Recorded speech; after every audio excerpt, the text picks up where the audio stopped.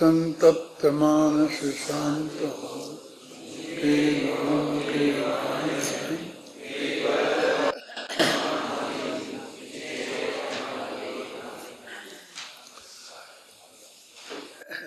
छियासीवीं गाथा की चर्चा चल रही है।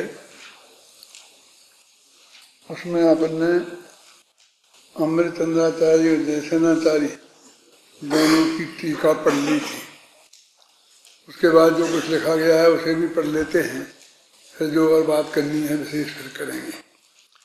80वीं गाथा में अरहंत भगवान को द्रव्य गुण पर्याय से जानने की बात कही गई है। अतः अब प्रश्न उपस्थित होता है कि अरहंत भगवान के द्रव्य गुण पर्यायों को कैसे जाने। इसके उत्तर में गाथा में यह बताया गया है कि अरहंत भगवान के द्रव्य गुण पर्याय को जानने के लिए आगम का स्वाध्याय करना चाहिए। स्वाध्याय में अरहंत भगवान की स्वाध्याय में क्या क्या शामिल है, हैं? स्वाध्याय में अरहंत भगवान की दिव्य ध्वनि का श्रवण, उनके अनुसार लिखे गए शास्त्रों का पठन पाठन एवं उनके मर्म को जानने वाले तत्वज्ञानी गुरुओं के उपदेश का श्रवण, ये सब कुछ आ जाता है। 3 बातें कही, एक तो खुद अरहंत भगवान की वाणी, देव, फिर एक शास्त्र और गुरु। अब गुरुओं में वैसे अपने यहाँ नैन दिगंबर मुनिराजों को ही गुरुओं में लिया है, आचार्य उपाध्याय साधु को, लेकिन वो तो पंच परमेष्टि में जब पूजन वगैरह करते हैं उसकी दृष्टि से है। जब हमको कोई सीखना और पढ़ना होगा तो तत्वज्ञानी गुरुओं तक हम जिन जिन की देशना लब्धि हो सकती है उन तक लेना चाहिए। कारण कि उन्होंने दिगंबर गुरुओं का समागम सत्समागम निरंतर हमें संभव नहीं है। उनके साथ बहुत मर्यादाएं हैं, बहुत द्रव्य क्षेत्रकार भाव का बंधन है। उनके 6-6 घड़ी सुबह शाम दोपहर ऐसे 18 घड़ी सामयिक करने का उनके साथ एक बहुत बड़ा महान काम है। और भी दिनचर्या के जो आवश्यक अंग हैं उन्हें सबको निपटाना, तो उन्हें कितना कब कहाँ कितना समय मिलेगा ये बहुत मुश्किल है। तत्वज्ञानी गुरु भी हमें उपलब्ध भी हो जाएं तो भी इन सब मर्यादाओं के में तो उनको रहना ही पड़ेगा ना। फिर वो समूह में एक आध दफे पढ़ा करेंगे प्रवचन। अब समूह बहुत ज़्यादा होगा तो उसमें अनभ्यासी लोग भी बहुत ज़्यादा होंगे, तो उनके प्रति करुणा भाव से बहुत ऐसी स्थूल बातें आ सकती हैं कि जिसमें हमारा समय जाए और हमको कोई लाभ नहीं हो। और तत्व की वो मूल बातें जो देशना लब्धि में जरूरी हैं कब उनमें आए ही नहीं। 7 तत्व की चर्चा होए ही नहीं, अपने आत्मा की बात आवे ही नहीं, लौकिक बातों में ही लगे रहें। तो इन सब बातों के साथ में ज्ञानी धर्मात्माओं के सत्समागम तक को हमें स्वाध्याय में शामिल करना चाहिए। अब देखो,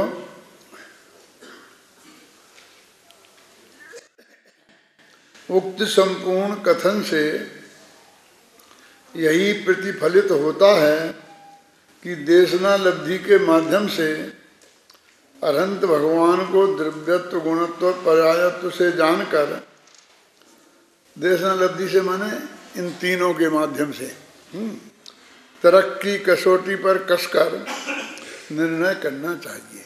इसको भी आंख मीच के स्वीकार नहीं कर लेना चाहिए, इसे भी तरक्की कसौटी पर कस के जानना चाहिए। इसमें हम कहेंगे जब हमें पक्का विश्वास है कि जिनकी हम बात सुन रहे हैं मान रहे हैं वो अन्यथावादी नहीं है, नान्यथावादिनो जिना, ये बात आती है ना शास्त्र में।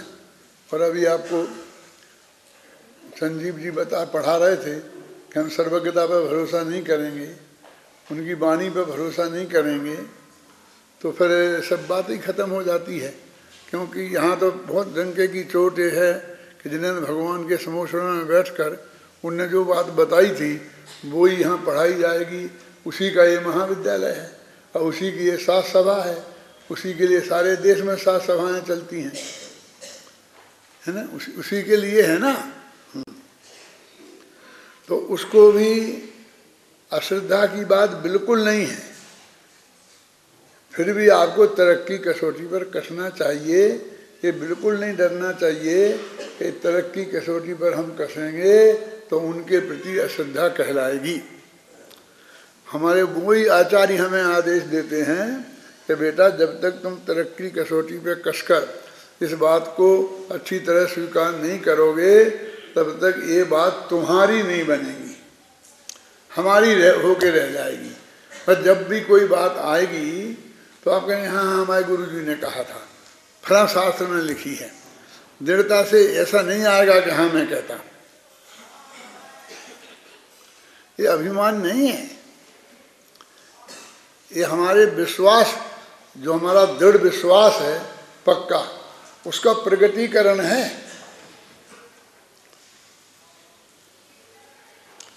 मेरा तो ऐसा कई जगह मौका विदेशों में आता है, तो कोई भी आदमी होता है, कुछ उसे स्वाध्याय है नहीं, समझता कुछ है नहीं, और फिर जहाँ तक मैं समझता हूँ कि भाषा में कुछ भी बोलता है जैन धर्म के नाम पे। तो मैं बहुत दृढ़ता से कहता हूँ बड़ी बड़ी सभाओं में भी कि नहीं ये बात ऐसी नहीं ऐसी है। जब लोग ज़्यादा बहस करने की कोशिश करते हैं तो मैं कहता हूँ आपने क्या अध्ययन किया है, मैं इसकी अथॉरिटी हूँ, अथॉरिटी से बोल रहा हूँ, मैं आपको शास्त्रों में निकाल के बता सकता हूँ। मैं जो बता रहा हूँ वो मैं उसे सिद्ध कर सकता हूँ। ये मेरी बात भी है और सर्वज्ञ भगवान की बात भी है और आगम की बात भी है। मैंने आप ऐसी बात मत कीजिए। तो मैं उनको बराबर इस तरह से अत्यंत सभ्य भाषा में जैसे डांट देना कहते हैं, डांट देता हूँ। ऐसा नहीं चलेगा, ऐसा कुछ भी आप बोलते रहें ऐसा नहीं चलेगा। पर हमसे आपसे बात करने की हमें फुर्सत नहीं है। आप अपने व्यायाम कर रहे हैं, आप अपना खेल खेल रहे हैं, आपको समय काटना है, हैं? और उसके लिए हम ही मिले कि चलो बैठो कुछ ना कुछ बहस तो करो, कुछ ना कुछ तो चलो ठोक दो।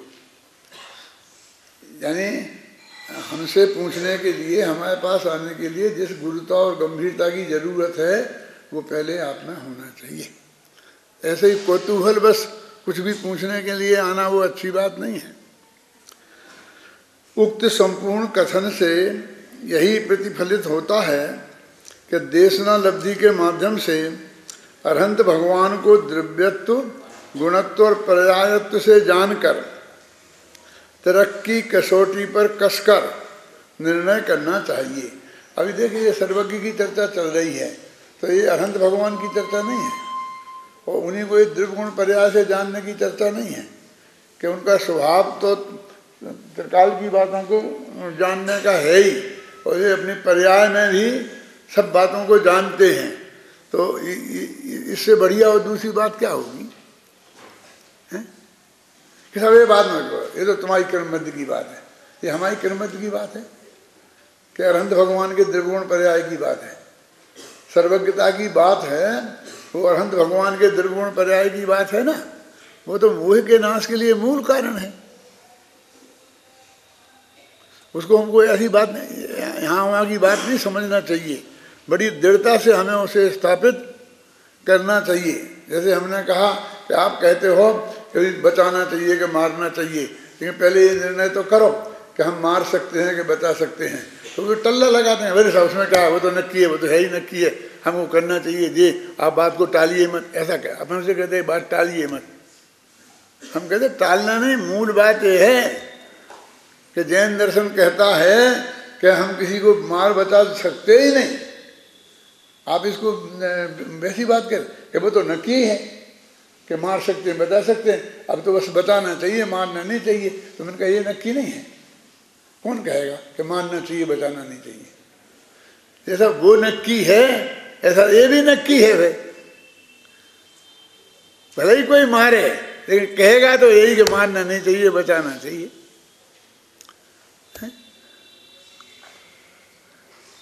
हम उसे आगे की बात कह रहे हैं जो भगवान सर्वज्ञ की बताई हुई है कि कोई किसी को मार बचा नहीं सकता है। एक देव दूसरे देव का करता धरता नहीं है, उस पर बात नहीं करते हैं, उस पर कोई चर्चा नहीं करता।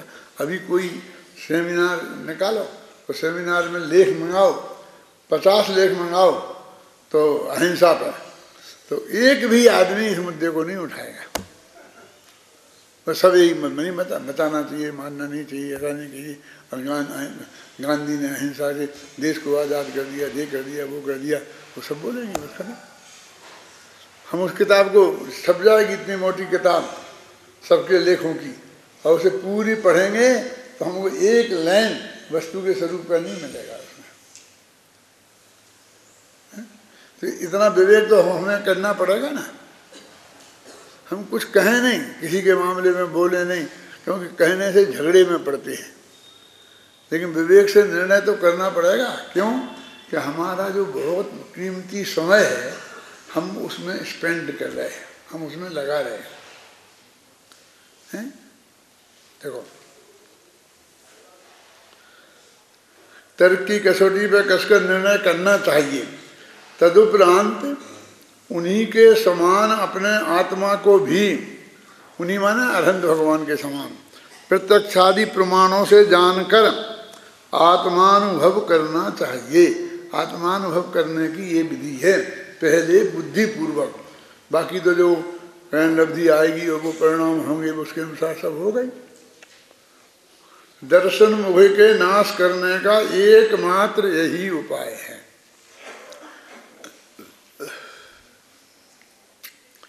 ध्यान रहे, यहाँ मोह के नाश के लिए स्वाध्याय के अतिरिक्त और किसी भी क्रियाकांड या स्वभाव को उपाय के रूप में नहीं बताया है। ये बहुत मार्मिक बात है, क्योंकि कहीं तो है नहीं डायरेक्ट कि तुम ये मत करो, तुम ये मत करो, कि तुम ये मत करो, ऐसा नहीं कहा है ना।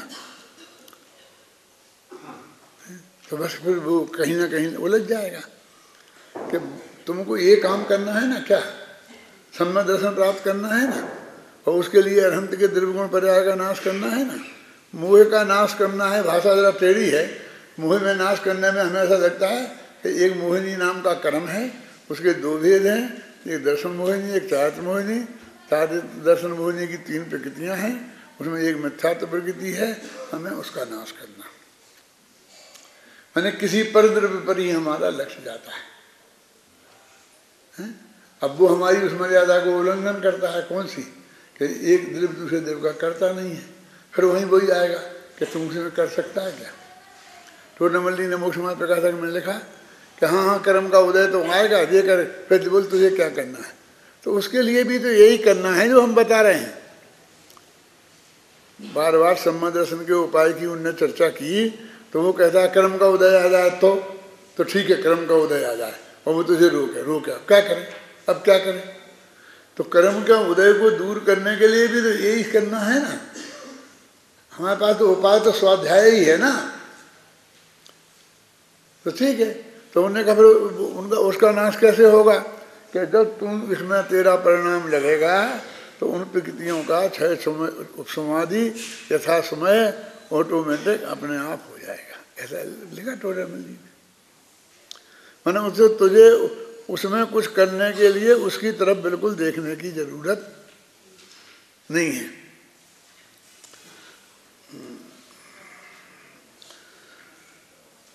क्रियाकांड को या शुभ भाव को उपाय के रूप में नहीं बताया गया है। अब ये इसमें बड़ी समस्या है कि आप उसको निषेध क्यों करते हो, और हमारे पास लिमिटेड समय है।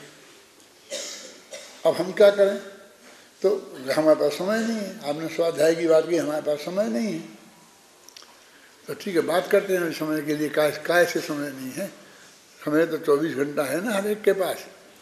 इसमें तो प्रकृति ने कोई अन्याय नहीं किया कि हमें 24 घंटा दिए हों और आपको नहीं दिए हों। अब आप 9 बजे तक सोते रहते हैं, आप लोग, मैंने आप नहीं, मैंने कोई व्यक्ति, और हम 5 बजे जग जाते हैं। तो हम इस 4 घंटे के लिए अब हम क्या करें आपके लिए? प्रकृति ने तो आपसे नहीं छीना, प्रकृति ने तो नहीं छीना ना आपसे, मेरे कहने का मतलब। अब आप सोते रहे तो हम क्या करें? तो कहते हैं कि और किसी भी काम में जो हम समय लगाते हैं तो हमें स्वाध्याय करना है और समय की समस्या है तो कहीं से तो निकालना पड़ेगा ना। तो बिल्कुल ईमानदारी से अपन गंभीरता से सोचें कि अभी स्वाध्याय करना है, आज से हमें कम से कम 2 घंटा हम स्वाध्याय रोजाना करें। तो 2 घंटे हमें निकालना पड़ेंगे ना। तो सुबह से लेके शाम तक कैसा? वो सुबह जल्दी जल्दी तो नहीं, हम तो सूर्यवंशी हैं, तो जन्म की आदत है, अभी वो तो है नहीं हो सकता। हम तो सूर्य नहीं उगता था उसके पहले ही जगते थे। कब? जब पैदा भए थे तब। फिर मम्मी ने हमको थोप थोप के और कुछ ना कुछ अफीम खिला खिलू के और सुलाया। ये बंद हो गया? क्या हो गया? ये चालू है। हमारी माँ बहुत बीमार हो गई थी, बहुत ज़्यादा। जब हमारा छोटा भाई हुआ ना, जो उत्तम, वो चला गया बेचारा, तब की बात बोलता हूँ। हमारे समय में नहीं, हमारे समय में तो बहुत अच्छी थी। तो वो चल फिर नहीं सकती थी, उसे उठा फिर नहीं रख सकती थी, उसे संभाल नहीं सकती थी, और वो छोटा था तो उसको थोड़ी अफीम खिला देती थी, वो सुला देती थी। हम 10-11 बरस के थे उस वक्त, दादा 12-13 के होंगे। तो हम बहुत विरोध करते थे कि इससे इसका दिमाग खराब हो जाएगा, इसका ये हो जाएगा, तुम ये मत करो। तो बड़ी दीनता से समझ लो कि क्या करूँगा मैं, क्या करूँ, क्या करूँ। हम कहते हम करेंगे, ये करेंगे, वो करेंगे, लेकिन ये ऐसा मत करो। मेरे कहने का मतलब ये है कि हमारे पास तो समय ही समय था, लेकिन हमने ऐसे ही ऐसी विषयों में अपने समय की बर्बादी शुरू कर दी। सुबह 9 बजे से उठना शुरू कर दिया, नहीं जल्दी उठते हैं, या तो सोने में से काटना पड़ेगा समय। हम पूजा करें या स्वाध्याय करें, वो हमको सूली पे चढ़ाना चाहता है। क्या कि तुम ये कहो कि तुम स्वाध्याय करो, पूजा मत करो, ख्याल में आई ना? तो हम कहेंगे तुम पूजा के विरोधी हो। भैया हमारे कौन सा, तो अपन को वोट लेने जाना है, अपन को किसके पास जाना है तो हमारे तुम विरुद्ध, हम तुम्हारे विरुद्ध प्रचार करें? अपन को तो अपने समय निकालने की बात है ना। तो हम तो बार बार तुमसे यही कहेंगे कि तुम अभी क्या करते हो? अभी हम पूजा करते हैं। तो कितना टाइम करते हो? कि हम 1.25 घंटा करते हैं। तो हम कहते हैं कि 1.25 घंटा पूजन करो और 1 घंटा निकालो और स्वाध्याय करो, 1.25-2 घंटा निकालो। और अभी हम ये कहते हैं, अब काय में से निकालना है अपन सोचेंगे। कैसा दुकान पे जाना कि नौकरी पे जाना, तो वहाँ तो टाइम पे जाना ही पड़ेगा, टाइम के पहले आ नहीं सकते, उसमें से निकल नहीं सकता, तो कहीं ना कहीं से निकालना पड़ेगा ना। तो आखिरकार बस हम उसी को भिड़ा देते हैं, पूजन को। तो अब मैं कहता हूँ कि आप गंभीरता से विचार करो।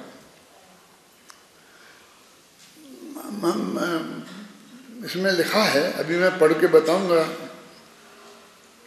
तो और क्रिया के लिखा ना, उपाय नहीं बताया। ध्यान रहे मोह के नाश के लिए स्वाध्याय के अतिरिक्त और किसी भी क्रियाकांड, अतः आत्मकल्याण की भावना से मोह का नाश करने के लिए धर्म के नाम पर चलने वाले अन्य क्रियाकलापों से थोड़ा बहुत विराम लेकर पूरी शक्ति और सच्चे मन से स्वाध्याय में लगना चाहिए, अन्यथा यह मनुष्य भव यूं ही चला जाएगा और कुछ भी हाथ नहीं आएगा। ये परिस्थिति है, आप देख लीजिए कि अब हमको उसी में से निकालना पड़ेगा। जो समय आपने 2-3 घंटे धर्म के लिए गृहस्थ अवस्था में निकाला है, उससे ज़्यादा हम आपसे अपेक्षा नहीं कर सकते। अनावश्यक अपेक्षा करने से कोई फायदा नहीं है। तुम विद्यार्थी हो, तुम्हें पढ़ना है, परीक्षा देना है, जो पेपर है गवर्नमेंट ने कोर्स में रखा है, अब वो तो चाहे तुम्हारे लिए मोक्ष का मार्ग का साधक हो और चाहे नहीं हो, उसे तो पढ़ना ही पड़ेगा, उसकी तो परीक्षा देनी ही पड़ेगी। मेरे कहने का मतलब जो लौकिक दृष्टि से आवश्यक काम है वे तो करना ही पड़ेंगे। तो हमने धर्म के लिए जितना और जो समय निकाला है, उस समय में अब हम धर्म के लिए बंटवारा करें। अभी कुछ धर्म तो ऐसा है जैसे उपवास करना, एक आसन करना, ये तो बाधक है ही नहीं। चाहे तुम पूजा करो और चाहे स्वाध्याय करो, उनके लिए तो एक्स्ट्रा समय जाता ही नहीं है। उपवास करने में तो और समय बचेगा ही। मेरे कहने का मतलब ये है, मैंने अन्य क्रिया कांड जो हैं वो तो इसके सीधे डायरेक्ट टकराव में आते ही नहीं, ये आ जाता है। तो इसमें हम, मेरा इतना कहना है कि हम बैलेंस स्थापित करें, अपने विवेक से निर्णय करके बैलेंस स्थापित करें। और हम उसके बारे में आप सोचेंगे तो उसमें थोड़ा मार्गदर्शन करना चाहते हैं। जैसे कि जब भगवान महावीर यहाँ खुद मौजूद थे और उनका समोसरण चलता था और दिव्य ध्वनि खिड़ती थी, तो ऐसा सद्भाग्य यदि आपको मिलेगा, आप जैसे अभी परिणाम हैं आपके बहुत अच्छे परिणाम हैं, ऐसा मैं मान के चलता हूँ, तो आप भगवान महावीर की दिव्य ध्वनि में सुनने तो जाएंगे ही ना, कि नहीं जाएंगे? उसमें भी और कुछ अपन कंडीशन रखेंगे कि इस वक्त हमारा जो है कि नौकरी पे जाना है, दुकान पे जाना, तो कहेंगे कि अभी जब तक भगवान महावीर का समूसरण है तब तक आप नौकरी से छुट्टी ले लो, बिना तनख्वाह की कटा के ले लो, तनख्वाह कटा के ले लो, दुकान पे मत जाओ। ऐसा भी कह ही सकते हैं ना, होना चाहिए ना। लेकिन अब भगवान महावीर के समूसरण में भगवान महावीर आपको बुला के अथवा आप वहाँ जाके क्या करते थे? दो ही काम करते होंगे, या तो हम भगवान की भक्ति पूजा और या उनका प्रवचन सुनते होंगे। तो वो 3 टाइम जो 6-6 घड़ी सुनते हैं ना, वो सब समय मिला कर के 7 घंटा और 12 मिनट हो जाते हैं। तो 7 घंटा और 12 मिनट आप वहाँ वो प्रवचन होता था। अब और कितना आपके पास समय बचता होगा कि जब आप पूजा के लिए कितना समय दे सकते होंगे? सर्दी गर्मी के दिन छोटे बड़े होते हैं, उन्हें अपना अलग कर दो। ऐसा मान लो 12 घंटे की रात और 12 घंटे का दिन होगा, तो 5 घंटे बचे आपके पास। इसमें नहाना धोना, आना जाना, खाना पीना और धंधा पानी भी है, तो उसकी छुट्टी ले ली अपन ने। क्यों कि हम नहीं करेंगे इतने दिनों तक धंधा पानी, और हम भगवान की दिव्य ध्वनि का लाभ लेंगे। इतना तो कम से कम कंसिडरेशन होना चाहिए ना हमारी दृष्टि में। तो हमें पूजा भक्ति के लिए कितना समय मिलेगा?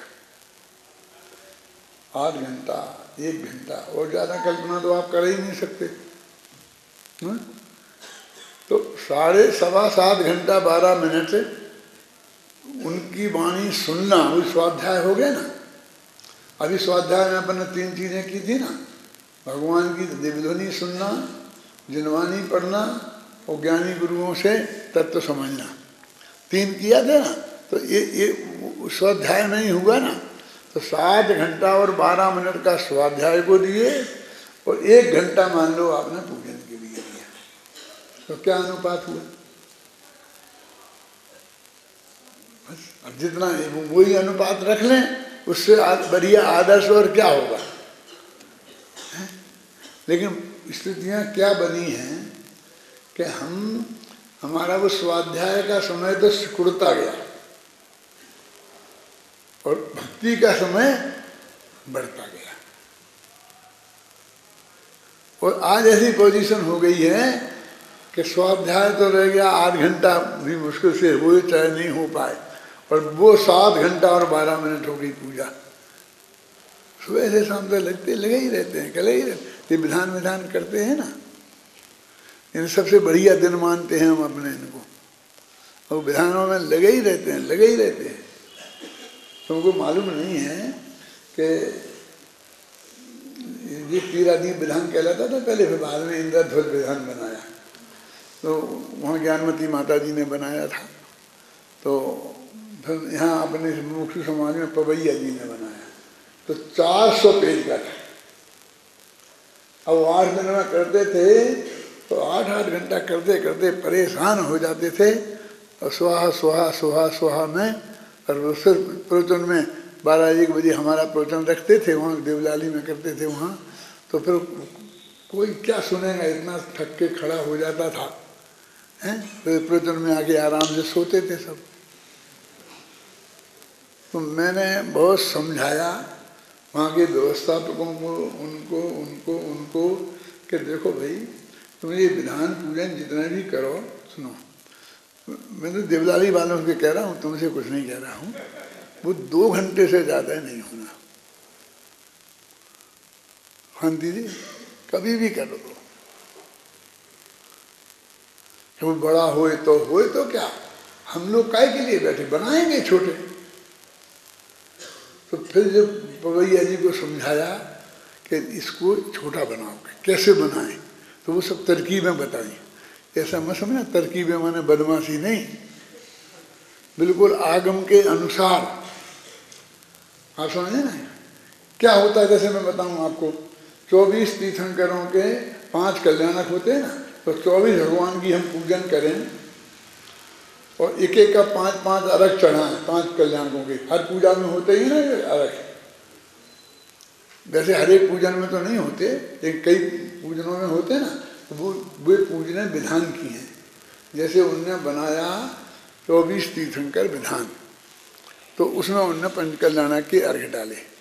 अब हम कहते इसे छोटा बनाना है, तो उनने 24 पूजने रखी, और एक में 5-5 अर्घ लगाए, तो 125 अर्घ हुए। हमने कहा 5 पूजने करो, और एक में 24-24 अर्घ लगाओ।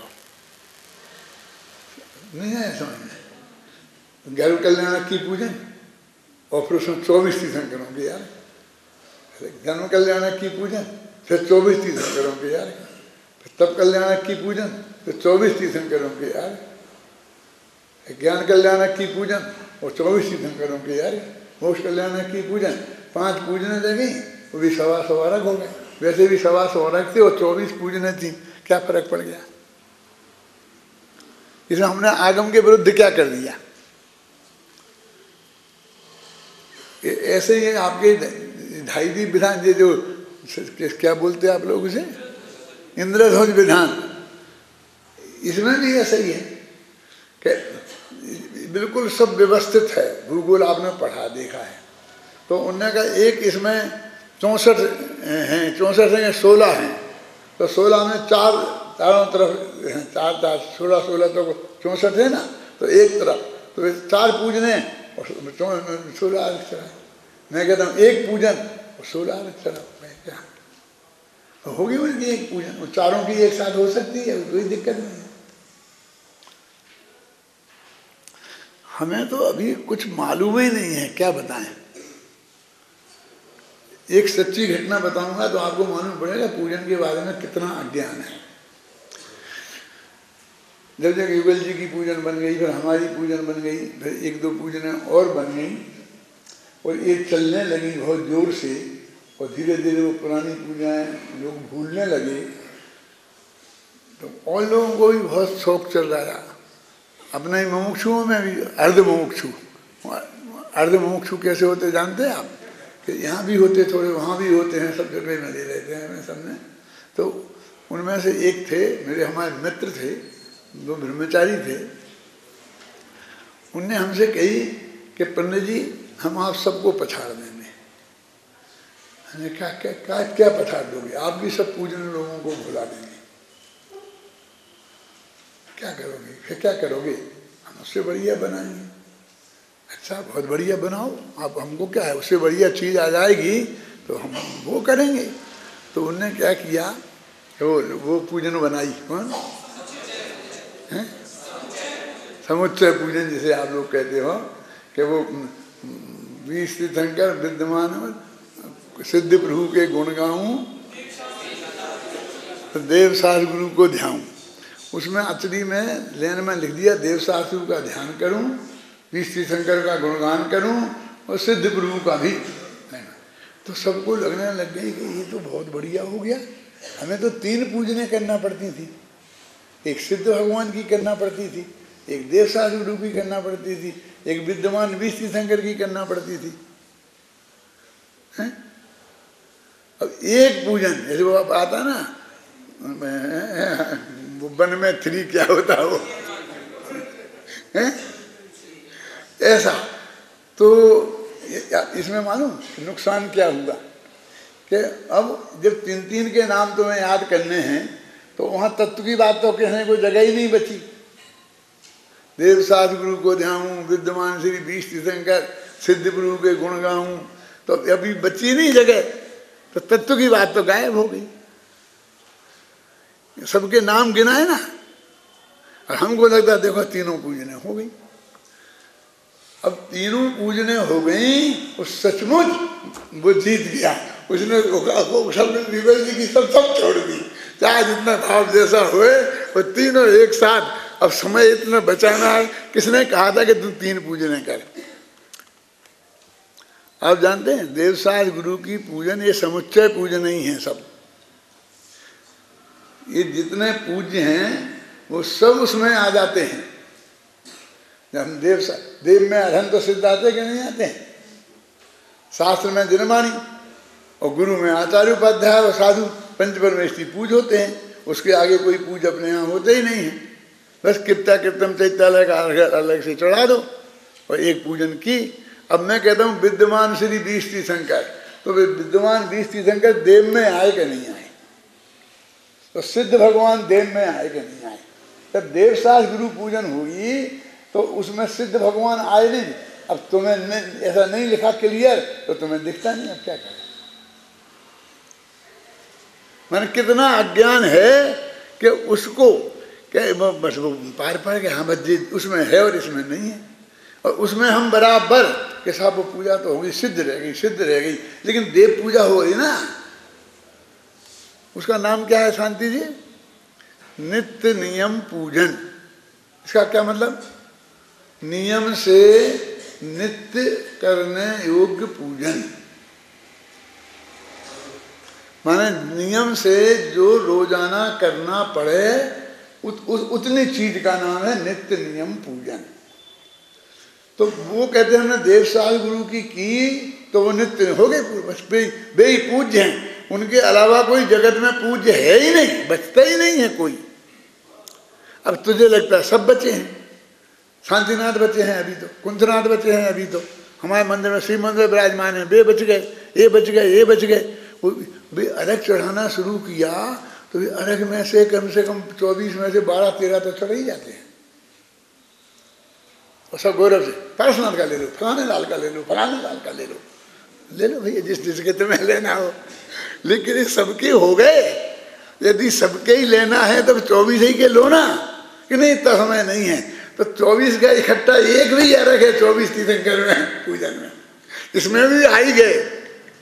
और यदि तुम्हें नहीं दिखते हैं शांतिलाल जी, तो 24 तीर्थंकर का अर्घ है ना एक, 8 सूचिसार क्या है वो, 8 सूचिसार रख कर बस हो गया, 24 तीर्थंकर का हो गया।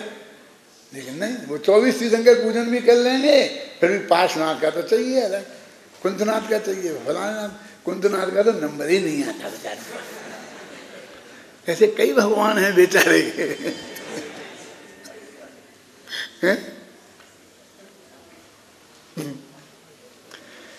माने उसमें कितना अज्ञान का प्रदर्शन होता है। अब मैं ये समझा रहा हूं, समझ जाए, लेकिन तो भी हमारे जीवन में से वो नहीं निकलेगा। मैं भी आपके साथ बैठ के पूजन करूंगा तो मुझे भी झक मार के सब वो करने पड़ेंगे। यदि मैं सिर्फ अकेली देवसास गुरु पूजन करूं और शांति से उठ के आ जाऊं तो आप लोग नहीं जिंदा रहने देंगे मुझे। ये कहेंगे पंडित जी को पूजन करना आता ही नहीं है। जितने मंदिर हैं हिंदुस्तान में उतनी पूजन की विधि है। तो मैं तो सबको तो नहीं जान सकता कि ना वो ठोड़ा होता उस पर भी चढ़ाते हैं 3 चावल, तो कोई ऐसे ऐसे ऐसे ऐसे करके अब मैंने वो ऐसे ऐसे नहीं कर पाया तो मैं देखो मैं पूजन करना नहीं जानता हूँ। ये क्या है?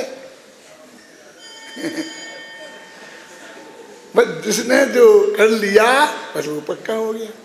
माने उस विवेक का प्रयोग उसमें वंच मात्र भी नहीं करते हैं हम। तो उसे विवेक पूर्वक करना चाहिए, समझ के करना चाहिए। इतनी मोटी बातें तो समझ में आना चाहिए। मैं तो कहता हूँ कि उनको हमसे उम्र में बहुत बड़े थे, ज़्यादा थे। उनका नाम सच्चिदानंद था। नाम तो कुछ दूसरा था पर उन्होंने सच्चिदानंद रख लिया था। सहजानंद ऐसा नाम रख लिया था। फिर हाँ नाम भी याद आ गया, सरदार मल्ली नाम था,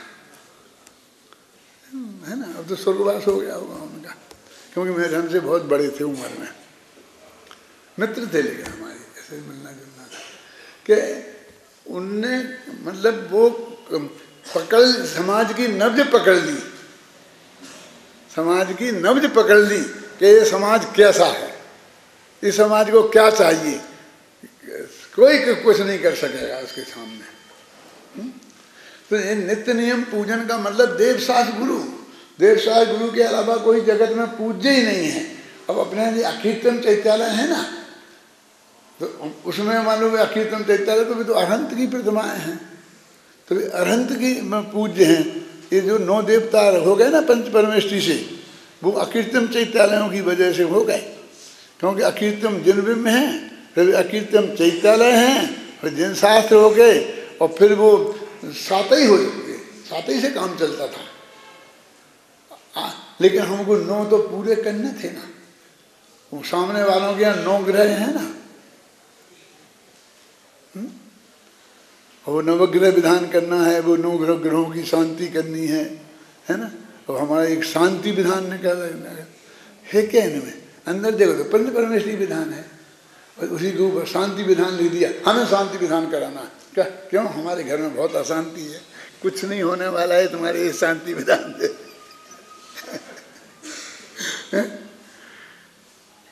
भाई 2 4 5 चीजें नक्की हैं, और उन्हीं में से सारा पूजा का मामला है। जो हवन यज्ञ कराते हैं ना, इसके 118 मंत्र हैं।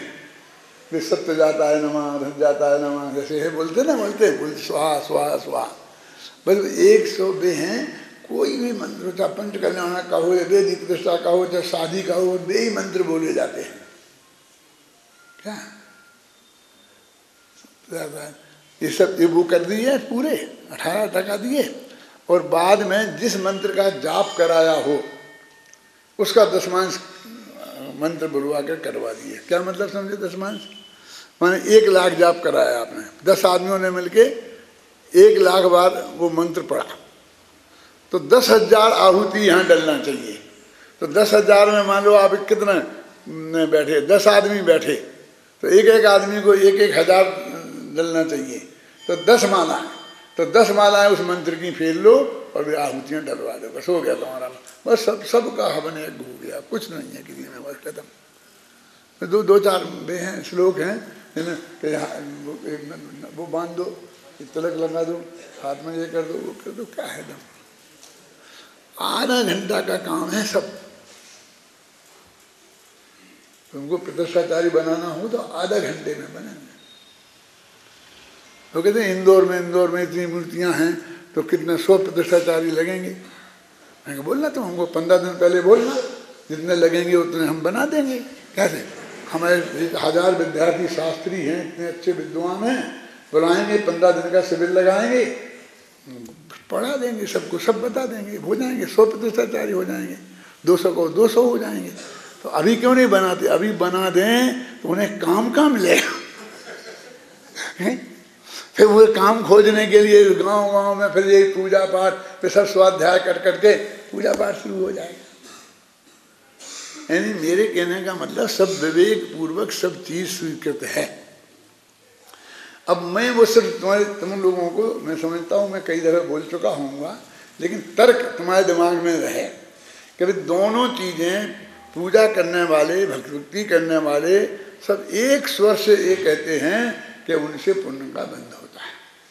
हम भी कहते हैं, हम तो और ज्यादा कहते हैं कि साथी से पुण्य का बंध होता है। ये साधारण पुण्य का बंध नहीं होता है।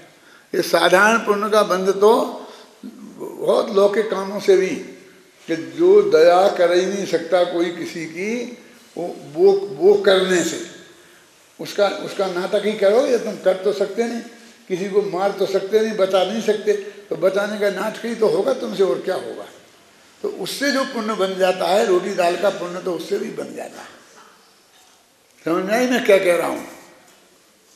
जो बहुत क्लियर है कि वो तुमसे हो ही नहीं सकता, और फिर भी तुम कह रहे हो कर रहे हो, और तुम कह रहे हमने कर दिया, समझ गए ना, और वो हो गया और उससे पुण्य बन गया। हम भी कहते, हम कब कहते कि नहीं बनता है, तो उससे रोटियों दाल की व्यवस्था नहीं, तो तुम्हारी हो कैसे रही है? हो जाएगा। असली पुण्य, सात से पुण्य जो विशिष्ट होता है, वो भगवान की भक्ति पूजा से बनता है। मैं ऐसा ही बोलता हूँ। अब सवाल ये है कि वो भक्ति पूजा, भक्ति में और स्वाध्याय में फर्क क्या है? तो मैं इसे बहुत सरल भाषा में कहता हूँ कि भगत बोलें और भगवान सुने, उसे भक्ति कहते हैं। और भगवान बोलें और भगत सुने, उसे स्वाध्याय कहते हैं। समझ में आया क्या नहीं आया? जब भगवान महावीर के समोसण में सब लोग जाते होंगे, तो 7.25 घंटा तो प्रवचन होते थे, तो कितने पहले जाते होंगे? माने जा करके उनको पूजा करके, नमस्कार करके, जो भी करना होगा पहले उनका सम्मान वो करके फिर प्रवचन में बैठ जाते होंगे, यही है ना? तो वो उतना समय कितना होगा, कितना हो सकता है? बहुत लिमिटेड होगा ना, मतलब ढंग से दर्शन ही मुश्किल से हो पाए। आप विचार करके देखो। तो हमारे पास ऐसा है क्या जो हम भगवान को सुनाएं? समंतभद्र जैसे लोगों के पास था, क्या वो जैन दर्शन का मर्म समझते थे? तो उनने भगवान को वो ही सुनाया कि हे भगवान, तुमने हमें समोसण में क्या पढ़ाया था? क्या उनने जो पढ़ाया था वो ही सुनाया। वो उसी का नाम भक्ति, सर्वोत्कृष्ट भक्ति कही। क्या का नाम? कि हे भगवान, आप ही सर्वज्ञ भीतरागो हितोपदेशी हो, आपके अलावा कोई नहीं है। तन्मतामृत भाइया नाम सर्वतई गांधवादे नाम, आप ताभिमान दग्धा नाम श्रेष्ठम दृष्टि न बाध्यते। और तुम्हारी जो वाणी है वो बिल्कुल युक्ति शास्त्रा विरोध वाक, वो सब बातें कह के भगवान ने जो बात कही थी वही बताई। तो भगवती का स्वरूप तो ये है। क्या आपने भगवान से जो आज तक सुना है मुक्ति का मार्ग, वही बताओ। कि भगवान तो जानते ही, उन्हें क्यों बताएं? कि अपना पाठ तो सुनाओ गुरु जी को। फिर नहीं तो तुम क्या करोगे? फिर रोटी दाल चावल मांगोगे, फिर बाल बच्चे मांगोगे, रुपया पैसा मांगोगे, धन मांगोगे, ये और सब चीजें घुस जाएंगी ना तुम्हारे इसमें हैं। जितने जितने सब घुस गए, एक कर्तृत्ववाद घुस गया है। एक दफे इसकी पूरी छनावट होनी चाहिए, और छनावट होकर जो असली हैं, जिनमें बिल्कुल ऐसा दोष नहीं है, वो निर्दोष रखो, और बाकी कम पड़ जाएंगी, चिंता मत करो, बहुत बना लेंगे। तुम 100 काय के लिए तैयार हो गए? 700 क्या करोगे तुम? बनाना बढ़िया से बढ़िया, बढ़िया से बढ़िया, मैंने कमी नहीं रहने देना। मैंने भगवान से हमें को क्या कहना चाहिए, तो उसमें हमारे पास, जैसे मैं वो आदिनाथ भगवान का उदाहरण देता हूँ कि ये आदिश्वर महाराज हो, और मैं दुख पायो भो घनो, चारों गति के माई, मैं दुख पायो है न सुनो, ऊँट बलद भैंसा भयो, तो मैं मार पड़ी मुझ में, मार की सुनाओगे, उसको क्या सुनाओगे?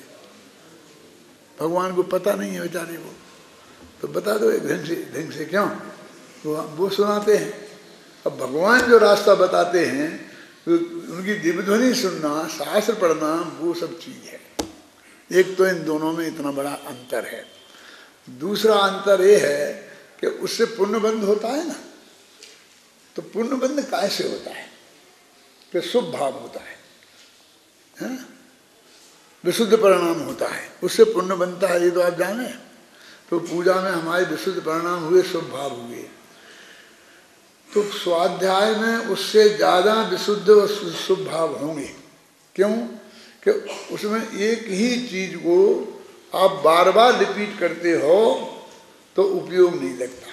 फिर यहाँ वहाँ देखते रहे तो वो याद होगी जबान को, जबान बोलती रहती है, बस खत्म। स्वाध्याय में रिपीटिशन दोष है, तो वो हर पंक्ति नई होती है, तो उसे हमें ध्यान से सुनना पड़ता है, ध्यान से पढ़ना पड़ता है, तो उपयोग ज्यादा लगता है। तो उपयोग ज्यादा लगेगा तो शुभ भाव ज्यादा होगा, तो पुण्य बंध ज्यादा होगा। यानी पूजन भक्ति से स्वाध्याय में 10 गुना नहीं, 100 गुना नहीं, लाख गुना नहीं, अनंत गुना ज्यादा पुण्य होता है। अब गुणन का फल मैं क्या बताऊं आपको, वहां तो बहुत हीन पुण्य बनता है, क्योंकि तुम विषयों की मांग कर रहे हो भगवान से। जब मांगी जो जिस बात की कर रहे हो तो बढ़िया कहां से आप मिलेगा तुम्हें? भिखारियों को कभी करोड़ों रुपया नहीं मिलते हैं। तुम्हारे दरवाजे में कोई हाथ फैला के भीख मांगने आएगा तो तुम जूठा खाना भी दोगे उसे, वो अच्छा बिना खाना साबित भी खाना भी नहीं दे सकते।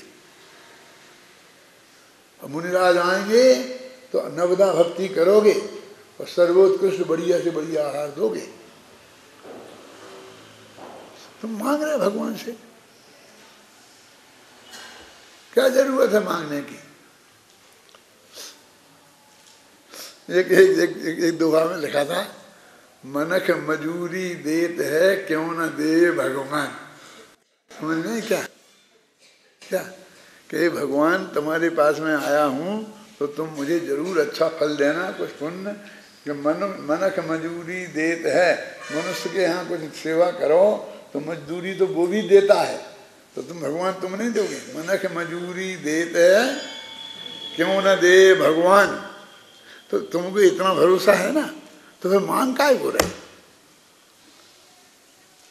वो उचित समझेगा, दे देगा। लेकिन एक दफे भगवान का स्वरूप तो समझो कि जैन दर्शन का भगवान देता है क्या?